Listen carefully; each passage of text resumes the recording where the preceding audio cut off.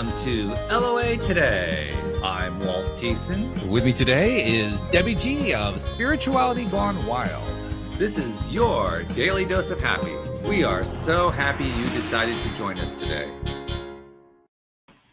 Neo is out driving today. He won't be with us, and we'll be looking forward to having a visit from him next time. But Debbie G is here, and she is still the excited owner of the new property in Utah. I mean, I imagine that's kind of like a main thing that's on your mind these days. Am I right? Well, it really actually it is, and it's in Colorado. Colorado. I'm sorry, not Utah. Yeah, but you know what? I love driving through so that I can see Utah. Actually, yeah, I am really excited. We put it up. We put the rooms up on Airbnb, and we've got a traveling nurse staying for 3 months. And nice. And the property is just sort of saying we bought a ranch, Ash, and it's really rad, and it's in Colorado on the outskirts of Alamosa, so it's like right by the Great Sand Dunes and whatnot, and it's really, really neat. It's called the Gratitude Ranch. Nice. Which is a great name, and it's also it's basically a retreat center, is what you're going to make it into, right?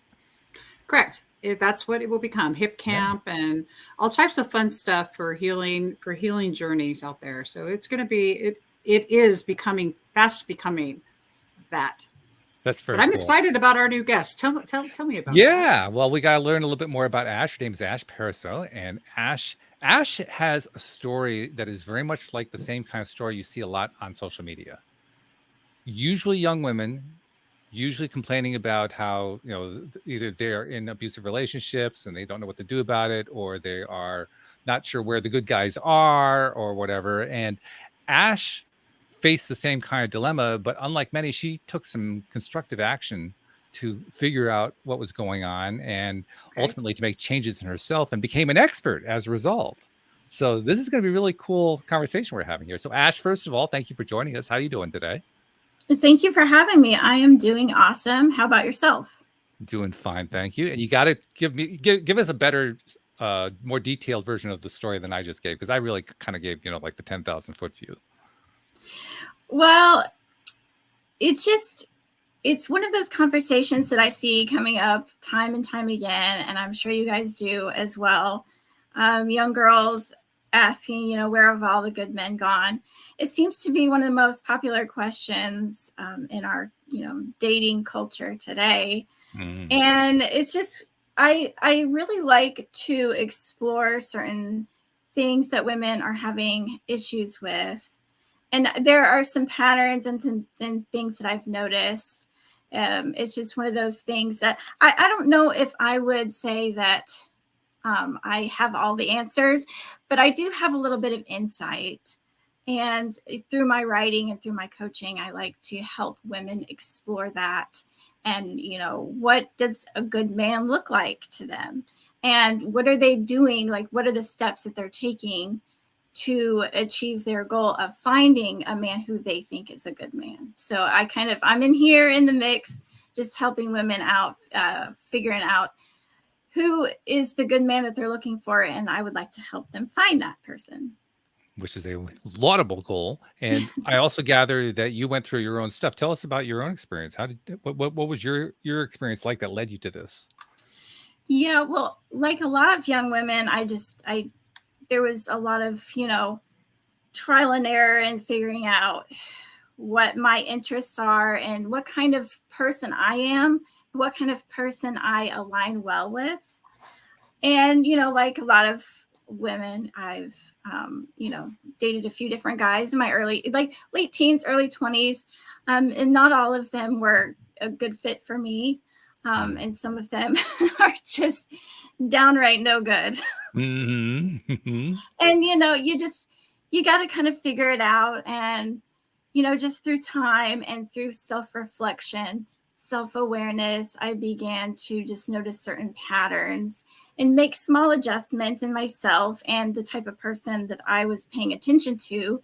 And through time, I think that I have been able to find a partner that is a good fit for me, who I consider a good man. That's a great thing. Congratulations on that. Thank you. Actually, this is a story that has been going on for generations, I think. I mean, certainly it continues to be a big issue today and probably bigger than ever. But I mean, I remember when I was single and confused. It works both ways, by the way. It's also where did all the good women go? It just depends on what your gender is, really. But Yes. yeah, it's a very, very big question. And I know in my own case, for me, it was about coming to grips with something that I didn't think was happening, which was I didn't think it was me. I thought it was them. Mhm. Oh, Walt, I love you. But it's true. That's exactly what I thought. And I thought that, Debbie, I didn't just think that. I thought that for 20 years. Well, I think that we I all mean- do when we haven't learned to be accountable. Yeah, that's not abnormal. But I love that, Walt. I really Well, glad I that love you- it now. I didn't love it so much then. Okay, okay. So I relationship connection and communication are my jam. I love this.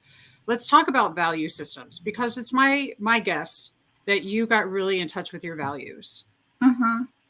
Because I was single for a long time, and I was older and single for a long time by choice. But it was my value systems that I really wasn't aware of. And that's why I was aligning. I really wasn't dating either, but I would align with, if I attempted it, with somebody that wasn't meeting my values, which I maybe didn't necessarily know at the time. Talk to me about how that you have worked through some of that with your values in your own relationship. And then how are you guiding others to really discover the true values that they're seeking?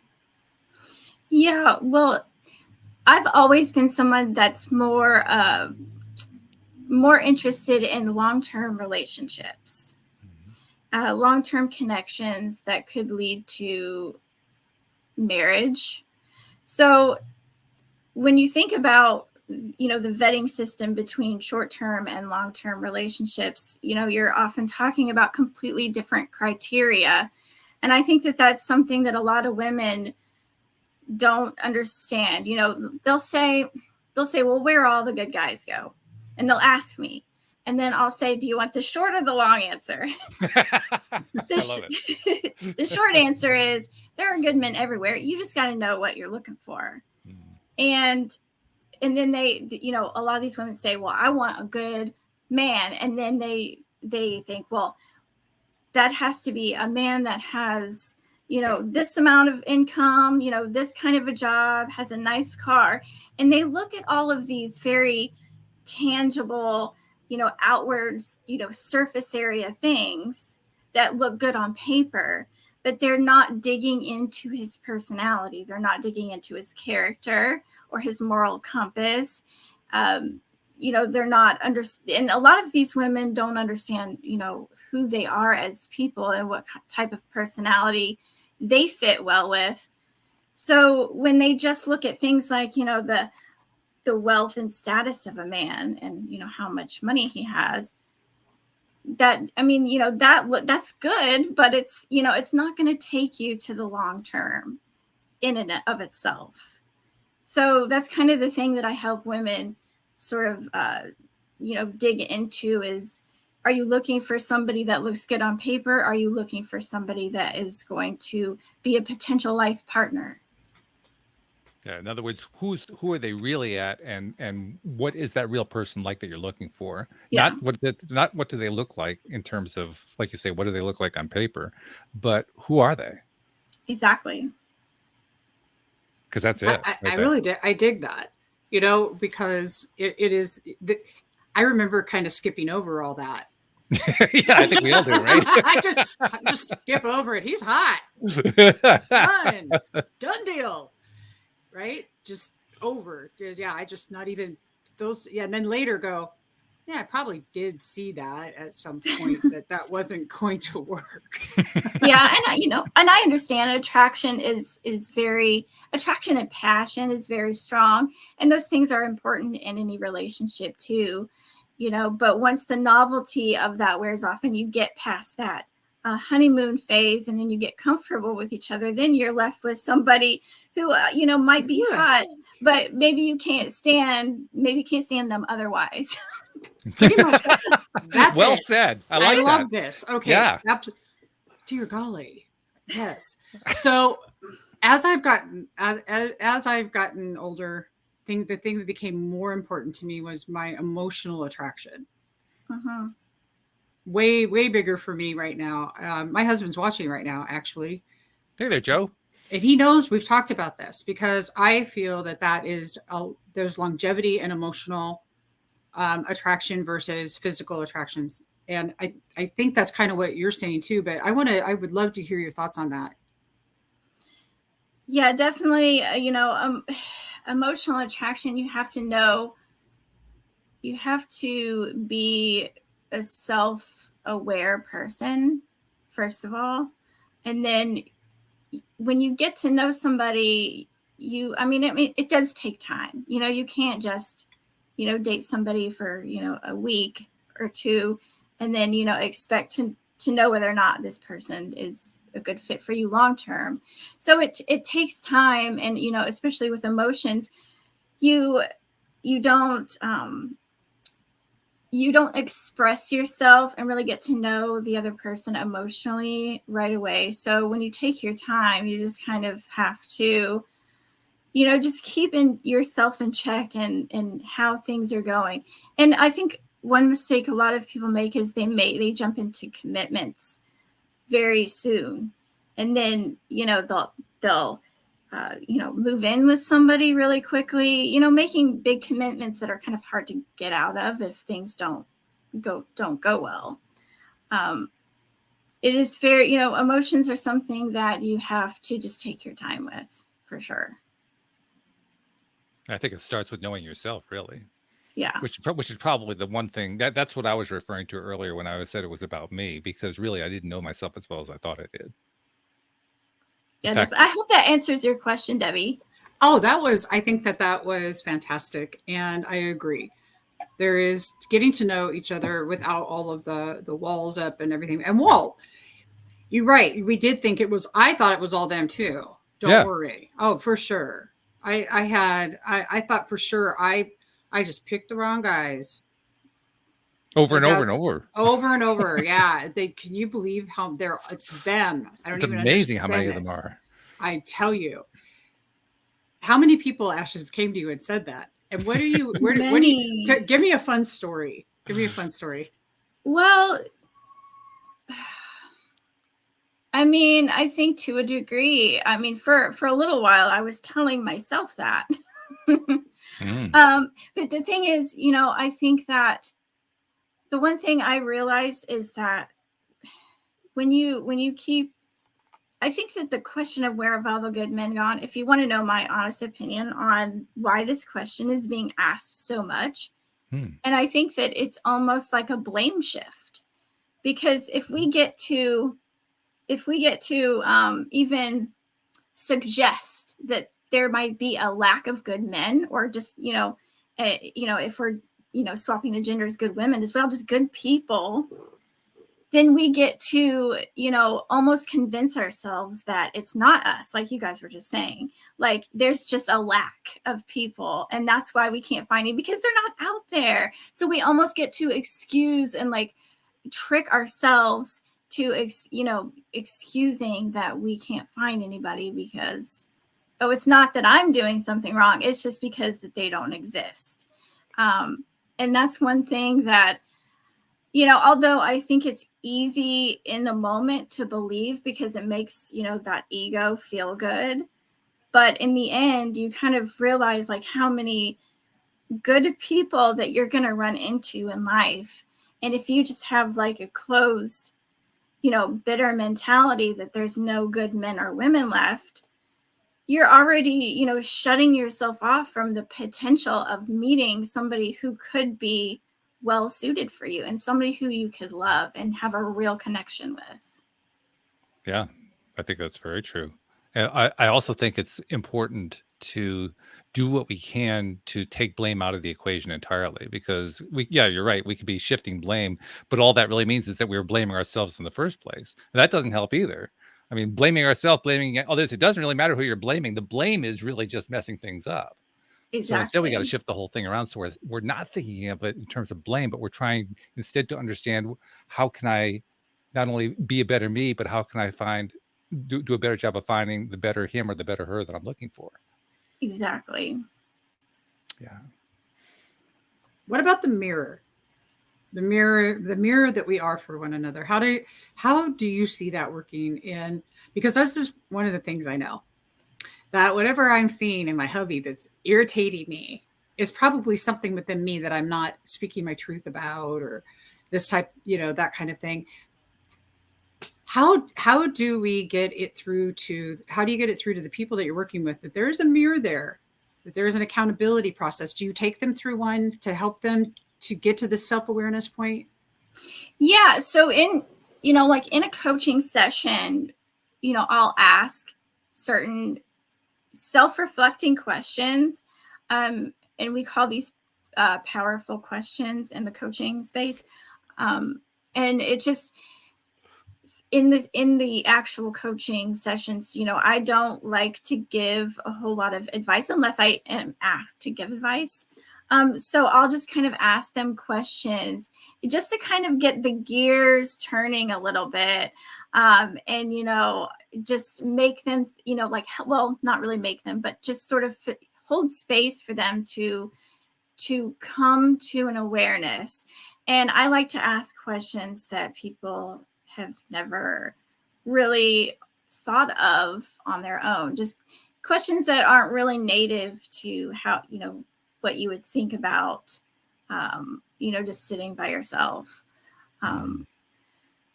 So, I'll ask them, well, what would happen if, the worst case scenario happened? Or, what would you think? What would you think, or what would it look like to you to have, what does a good man look like to you? And like, say, for example, I would ask, what makes you think that a good man would want to be with you? What is it about you that would make a good man attracted to you? So that kind of gets the gears turning, is, what is it about me that a good man might find attractive? So that kind of, starts the process of the accountability, and what's going on inside of me that I am either doing right or wrong. Mm-hmm. What can I change? What am I doing that is working? What am I doing that is not working? And it kind of puts that responsibility, but also the power within themselves. Because although you can't change the world, you can't change other people or control other people, you can start making adjustments within yourself. You can change your responses to people. You can change the type of people that you're paying attention to, the type of people that you're giving a chance to be in your life. And through this awareness, it kind of sort of, digs up some of the dirt. It digs up some of the blind spots that they have. And that's kind of what I do in my work, is help them see the blind spots and see what is it about men that they're not seeing? What is about, the rich hot men that they think that are perfect. It kind of puts like the reality there. Yeah, you're basically being the person that Debbie just described. She described the partner as being a mirror, but as the coach, you're being the mirror. Yes. You're mirroring back to them what they're putting out, and you're helping them understand that that's what you're doing. Yeah, I totally love that. That is great, because then I think it's super important. Let's go down the self-love, the walk of self-love. Yeah. Yeah, self-love is definitely important. It's probably one of the biggest foundations. And what I like to focus on is like self-respect and self-worth. Mm-hmm. I think that once you have self-respect, self-worth, self-love, then you're automatically, like, once you have that solid, you are going to act in a way where you're just not going to allow crap into your life, whether that's friends, family, a boyfriend or a girlfriend, a job. everyone has certain boundaries, and you know, like everybody has certain limits, and you know something that is not good for you, you're just like, no, I am not dealing with that. And I think it's important for people to be able to have that strength in finding that, even in those moments of weakness where they do find somebody that they are attracted to, but maybe they have, you know, a habit of lying or cheating. And it's kind of like, well, you have to, you know, stand firm in your boundaries and your values. And that's where the self-respect comes from. Because if you don't respect yourself, then how are you going to expect someone else to respect you? Yeah, exactly. Pretty hard to do. I'm thinking about a number of different posts I've seen online where usually a young woman, sometimes young men, but usually a young woman trying to ask somebody for advice on what to do and how to handle a relationship where it's very clear that they're not getting what they want out of the relationship, but they're trying to find a way to justify staying there anyway, which I find to be fascinating, because what that tells to me is they really don't know what they want for themselves, or if they do know what they want, they aren't willing to stand up for it, one or the other. Yeah. Yes. I think a lot of women, and, you know, I try to be careful about speaking, you know, in general terms when it comes to men and women. But I see a lot of women who convince themselves that they can change somebody. And, you know, so they'll give those extra chances. Oh, well, he did this thing, you know, he lied to me about this, but I know he's sorry. And, you know, they kind of let their emotions start to drive the car a little bit. And, you know, that's kind of when their own self-worth. I mean, it's one thing if it happens once and then it happens again and again. And it's, you know, I mean, I understand, but at the same time, like, you can't let your emotions and your delusions kind of take the wheel, because, you know, it's just going to keep happening. And unfortunately, some people just have to get to a point where they've been screwed over by somebody, you know, time and time again. That's a story that plays out a lot. We keep going and going and going and going until finally we've had too much, and then we're willing to take some action. Well, what's interesting about it is that for me, the way I started looking at it was I said yes from the beginning. That's my responsibility. It takes away the responsibility of the blame and the shame and the blah, blah, blah that I'm going to, you know, that I put it on myself or anybody else, because I've had some pretty traumatic relationships. And I promise you, in those relationships, I really, really did want to point a finger. Sure. Because some of them were intense. So, but I also know that I said yes. I did that. Exactly what you're talking about, especially in a codependent alcoholic relationship, you know, to be specific.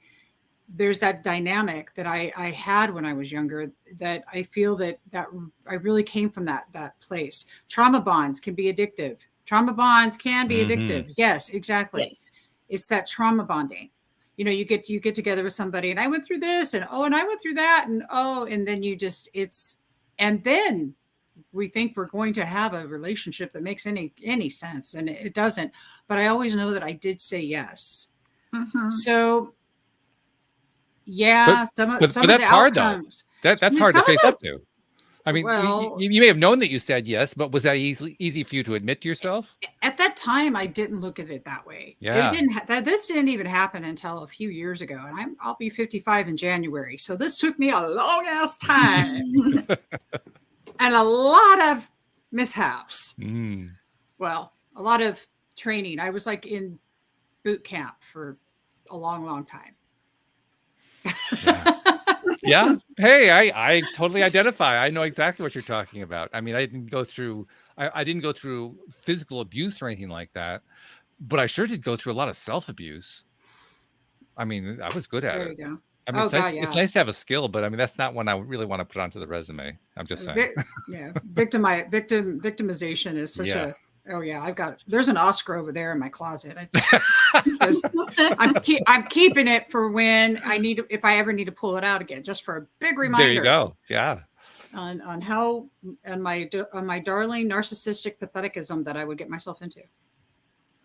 Yeah, you have one of the best. And You have I one of know the best it's phrases I've hard. ever heard for that too. She calls it a wambulance whenever she has a situation like that. I think it's a great word. Not that I'm not compassionate with myself, because I am. But the fact of the matter is that, and I've even told Joe this, I'll be like, look, just call me the ambulance, because I'm going to need it. And I'm going to be in this for a long minute. I love it. And if he's still watching, you know that's true.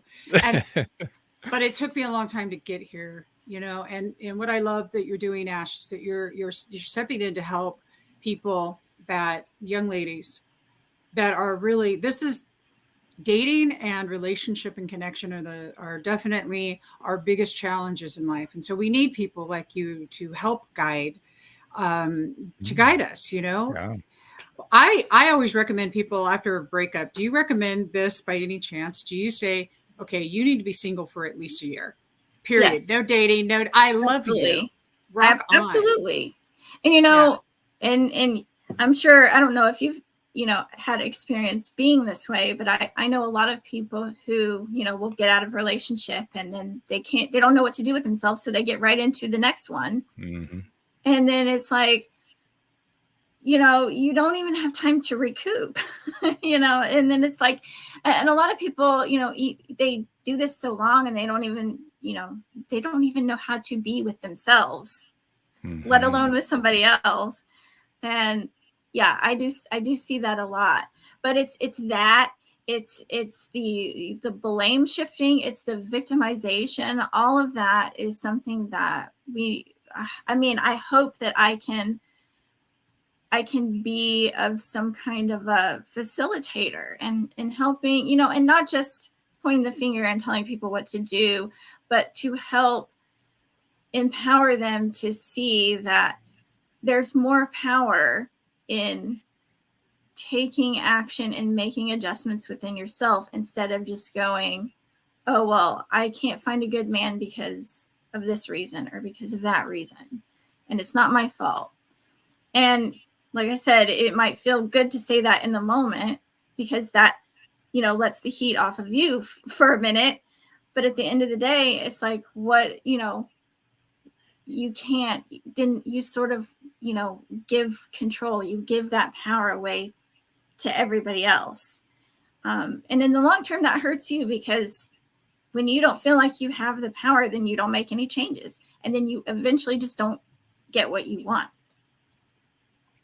A lot of this, I think, has to do with personal self-dialogue. What are the things that we say to ourselves? These are the dialogues that the rest of the population will never hear, of course. Except that if you actually did say what you said to yourself, everybody else will say, yeah, I do the same thing. But other than that, it's not part of the daily discourse, right? We don't really talk about that side of it, but it's big. That self-dialogue is huge. Do you play a role with helping people consider what it is that they're saying to themselves? Oh yeah, definitely. Yeah, I go through a list of questions and I help them figure it out, what it is that they're, even maybe not, verbally, but what it is that's going on in their heads that's making them believe that they don't deserve to be treated right over and over and over again. Because on some level, even though they might not realize it, when you keep putting up with the same bull crap, then, on some level, you do think that either you think that you deserve it, or you keep holding out for hope that things are going to change. Yeah, that's true. What are some of the practices? I love practices. I love it. And I love it because practice is the way that we retrain our entire nervous system and everything else, the way that we respond. Because I heard you earlier talk about you can make a choice on how that you either react or respond. So what are some of the tools that you could offer the audience that's listening that they could implement in their life right now to help that? Well,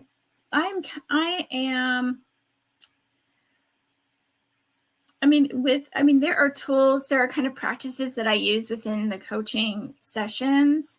And, I'll go through like visualization, and then we'll go through goal setting. We'll go through, like setting a goal and then taking action and then kind of troubleshooting certain things. Outside of coaching, I actually recently just completed a free ebook called The 9 Laws of Setting Boundaries in Dating and Relationships. And I created this as sort of like, and I wanted to give it away for free because I think it's something that's kind of very foundational, because boundaries, I think, are huge in a relationship, and not just with other people, but within yourself. And there are certain things that you have to, it's like a mindset that you have to install within yourself before you actually implement. You have to get right with your mindset around why boundaries are important. And so I created that ebook. It's just, it's the foundations. I think I called it the core principles you need to, the core principles you need to draw the line effectively and unapologetically. So firm boundary setting. Yeah. Oh, you're on mute, Debbie. I grabbed your link and I put it into the chat, everybody. So here's boundaries. Boundaries are such a trip, because what I've been discovering is this. If I am speaking my truth, if I say what I mean and mean what I say, that the boundary is within it. The boundary is within it. I don't need to tell somebody, hey, yo, you just crossed a boundary. If I say what I mean and mean what I say, it is the implementation of that. I used to do it with, now these are my boundaries. Yes. And for some reason it didn't stick. Sure. Can you help with that? I love that. Yeah, the boundaries are actually very nonverbal. They're in the day-to-day, nuances, the actions. It's one thing if you wake up and you go, oh, this is my boundary. You don't have to say that if you are living it. Like if you internalize it, and then if somebody crosses a boundary, you're like, hold up. And then you kind of go through that situation. If somebody, like say, for example, if somebody's lying, if you catch someone in a lie, and then you're like, okay, so I know that you are lying because of XYZ. So, like, that's just not going to happen. Like, I do not tolerate people who lie. So either you're going to be honest with me, and if you can't do that, then, we don't have to be in a relationship. I mean, maybe you wouldn't say it like that, but I think a lot of people get nervous because they think that a boundary is telling somebody what they can and cannot do. And that's not what a boundary is. A boundary isn't, hey, you can't do this or you can't do that. A boundary is saying you can do what you want, but if you do, I'm not cool with that. So I'm, walking away or not going to be in the relationship anymore or whatever. That's how you actually set a boundary. I'm really kind of digging it. Communicate that through many different avenues. Like you don't have to say it verbally. It's just in your actions, the way that you act every day. And when you are somebody that doesn't take any shit and people understand that about you, it will show through in your day-to-day actions. Yeah, I fully get that. Trust me. I mean, I'm sure you guys have all met somebody you're like, they don't even have to tell you. They walk into the room and you know that you don't mess with them. Pretty much, yeah. That's how that works. I promise. But there is also the side of it where I don't want somebody to fear me either. So there is a Oh, right. balance. Yeah, there is a balance in this. And I have a very strong personality. Guess what? So that I need to be conscious and aware of that so that my compassion button is on, you know? Yes. And I'm glad that you said that too, because I think that that is important. Because sometimes, when I'm, rattling off about boundaries, I think that I almost forget to say, it is important to be friendly and compassionate and, to connect and be warm with somebody. And I do think that there is a balance between being warm and friendly and inviting, but also don't cross me. There is. There And really is. there I, is. And I'm loving it that you I, mentioned. Oh, I'm thinking of something else too. That what this do you is think? tying into something we were talking about a moment ago, and I got to bring it back there. The thing that I've noticed most often about conversations about boundaries, as opposed to, not opposed to, in relation to, let's put it that way, in relation to the way people actually put boundaries out there, so to speak, is there's one factor that very often gets overlooked, and I think you guys each kind of touched on it, but I want to bring it out some more, and that is the people who have the most trouble setting boundaries with others on particular topics very often have trouble setting those same boundaries with themselves. In other words, it's the lack of their own boundary within themselves that is really what the problem is. It isn't about the other person having the problem. It's that I want you to not lie to me, but I'm okay with lying to myself. Well, guess what? That doesn't work. I mean, that's basically saying I would have set a boundary, but I'm not really going to. Well, Yeah. I love that. I want to talk. I want to. That was great, Walt. But here's one. I love what you were talking about. In fact, someone on Facebook does too, about nonverbal. Nonverbal communication is 90% of how we communicate. And I think you just probably said the most important thing about boundaries anyone's ever said that I've heard lately. And it's really not about what you're saying, it's about what you're doing. It's those actions. Somebody said intentions of what you're willing and not willing to accept. And I think that is also true. And I love how that you put that. And because our nonverbal cues are almost, well, not almost, they are bigger than anything we can say. Great job with that. It's definitely true. Definitely. Yeah, that's great. Nonverbal is what we get more of, really. Well, I remember the day when I was with somebody for about 9 years, and it was an abusive relationship that I said yes to. And I was just as abusive back with my mouth. But I remember at some point saying, you're really cool with what you do, and I'm not cool with what you do. So just do what you're going to do. And if it's not working for me, then apparently I'm going to need to do something about that. And then a year later, I focused on myself, and I was in my 30s at this. No, wait, 20s. Oh, no, about 30. And then I worked on myself for a year, lost 150 pounds.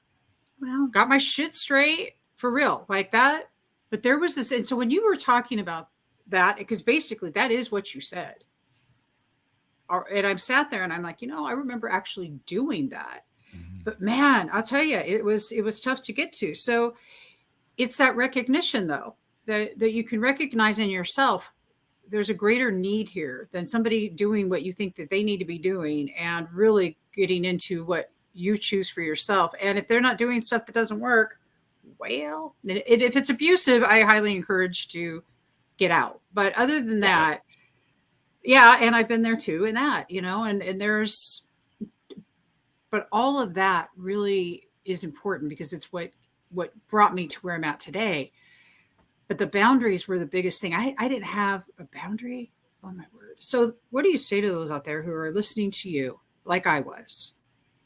And I still am implementing them today. Don't think I've perfected this because I have not. Boundaries, though. What do you say to the person who goes, I don't even know where to start? What do you mean boundaries? How in the hell am I going to make a boundary? What do I do? Where do I even start with that? Yeah. You have to, I would ask them, how is the way things that are now, how is that serving you? How happy are you? Beautiful. And if you're not happy, if you don't feel like your relationship is serving you, what can you do? What can you do now without the other person, doing anything? What can you do alone that can change your outcome? What if they tell you, I don't know? Okay. This is the tough client here. This is the really tough one. Well, because that was me. I don't know, because I was really whiny. There is this really there's this really annoying coaching question, in the coaching space that asks, well, if you did know, what would that be? What would that look like? Right. If I did know, what would that be? I still don't know. I would start with, I had to, before I could get to boundaries, I had to start with looking at myself in the mirror and saying, you're really all right. I would, because at that point, I would then, kind of backtrack and look at, your self-worth, your self-respect. Yeah. Going into your past maybe a little bit and figure out where it is you come from, not really to be in the therapist, because therapist is a different profession, but just kind of understand where you're coming from and how you got to be where you're at right now. And, I would challenge you on questions about, what is it that you're getting out of being in your situation where somebody is not treating you right? And then what are you going to, what are you prepared to do to change that? Is it an important question? Because some people, they'll show up for coaching and they may not be prepared as they thought that they were. And that's fine. Some people are just not ready to do the work. And I think that that's really important when it comes to being coached, is you have to show up and be ready to do the work and show up for yourself. And you have to be ready to do that. I can't make anybody be ready. I can't tell anyone what to do and expect them to do it. It has to be a conscious choice that they make. They have to be ready to change their outcome. Yeah. You said something really important there too that I want to return to. You talked about, let's see, how'd you say it? You talked about the payoff for the current situation. Mm-hmm. We tend to forget that even though the current situation is undesirable for whatever the reason may be, there's a payoff. Otherwise, we wouldn't be in it. Exactly. That's a big deal. And often the payoff is they get to trick their own minds into thinking that, it's not my fault because I was, I had this trauma from my past and that's why I am the way that I am. So I can't change it, and that's often, one of the things that I help people work through, without, going into counseling or therapy work. But it's, there's all kinds of, and a lot of people don't realize what it is that what they're getting out of being in that victim mindset. But there definitely is a payoff, because like you said, if there wasn't, they wouldn't be doing it. They wouldn't be there. That's right. Yeah. But it's often easy in that moment to be a victim, then, because they're afraid of being faced with the effort that they're going to have to do, that they're going to have to face to go through, the process of owning their self-worth and then being able to influence, and I don't want to say demand, but command, which is different than demand, but command others to treat them with the respect that they hold within themselves. I think a big portion of what you're talking about also is that we as humans, when we're trying to either face or not face stuff that we're dealing with, stuff that's influencing us, stuff that we're influencing ourselves with, we often find ourselves getting close to having to come face to face with that thing. And the moment that we recognize, the moment that we sense that we're getting there, that's the moment we will do anything we can to move away from it, because we've convinced ourselves on some level, well, I don't dare go there. If I go there, that's the end of me, or that's the end of my life, or that's the end of this relationship, or that's the end of fill in the blank. because we've convinced ourselves that something that isn't actually necessarily true, but we've convinced ourselves whatever that scary thing is, that I can't go there. That's going to cause me really horrible things in my life if I go there. And it's usually not true. Yeah, I think there's a saying that it says something like, if you haven't addressed your past trauma, your relationships will. Yes. They eventually will. Oh, they will. Oh, will they ever? Yeah. And then create some new ones to recover from. So, oh my word! You know, the one thing I love is that there is the possibility and hope to find somebody in your life that matches you. There is the possibility and hope. And if any of these things you've ever experienced that you've been listening to right now, understand that I'm on the flip side of that Ash and Walter are on the flip side of that. And so if any of these things are resonating, there's a really good chance that if you were to work with someone like Ash, that you could get to a space where you're actually attracting that in which you truly desire, because you actually know what you desire. You may not know, you know? Yeah, that's important, because you got to know that there's a potential for improvement, the real potential, not just theoretical. It's got to be something that could actually happen.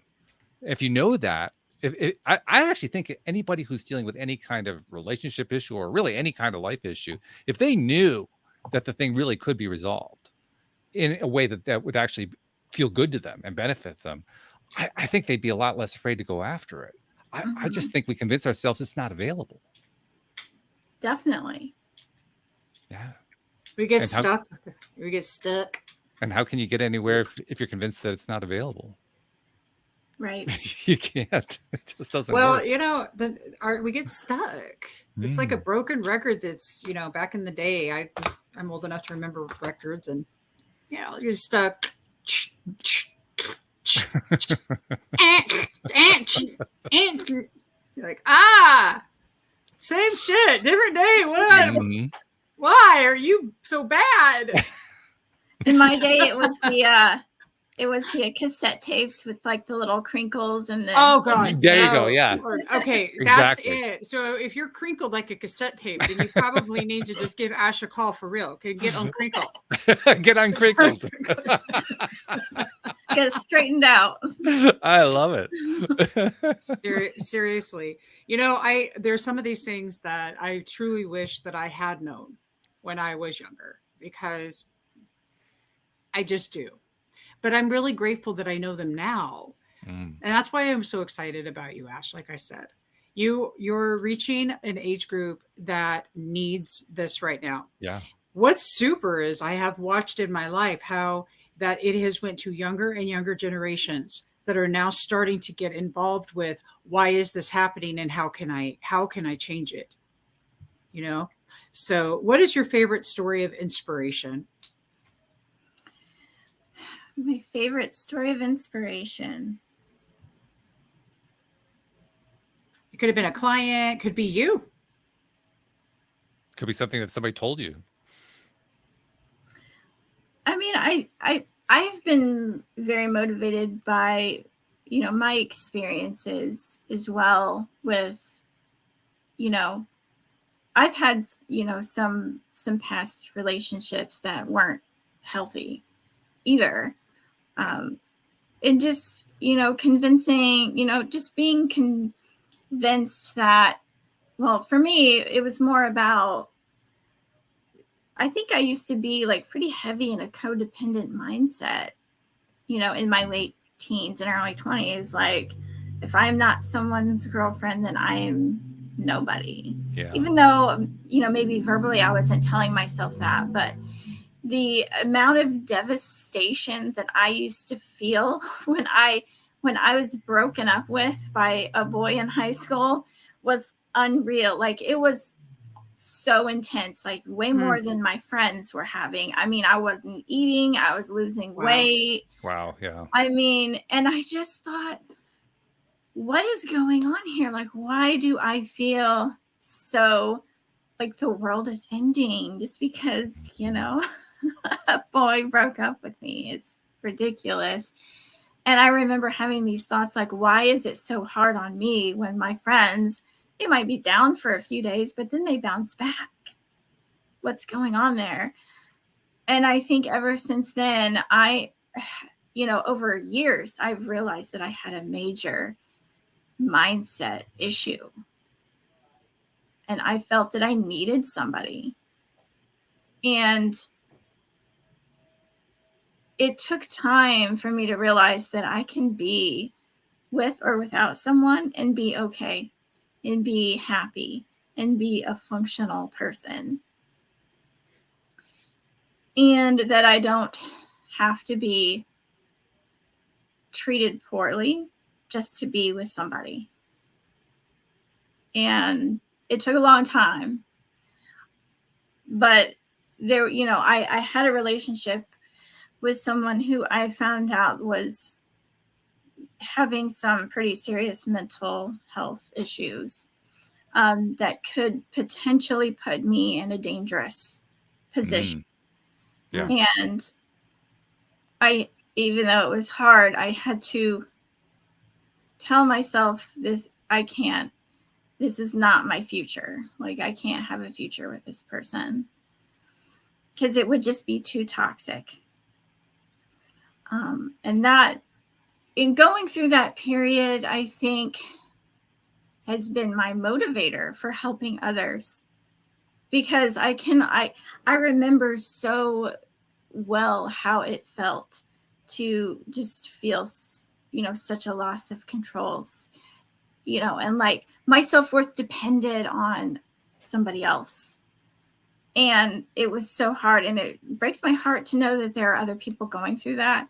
And that's why I'm doing what I'm doing, because I can't, I feel called to this, because I'm like, I know that I can be, if I can help one person, then I've done what I need to do. That's it. Absolutely. Yeah. Totally. Yep. Totally. That's it. Love that. Yep, for sure. And the exciting part is that when you do things like this, like being here today with us, is that it puts it out there permanently. Mm-hmm. And there's such awesomeness in that. And I'm just really appreciating you.